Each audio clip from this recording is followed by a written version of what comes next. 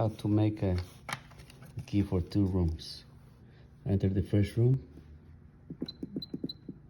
and then push the arrow down. It says occupy, enter yes.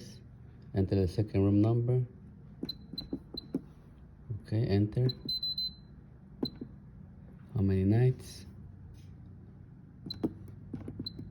You can enter how many nights you need.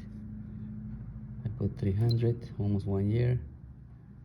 So the date's fine. How many keys? Right there you can put 1, 2, or 3. I need 3, so I'm gonna make 3. And that's it. Just insert the card.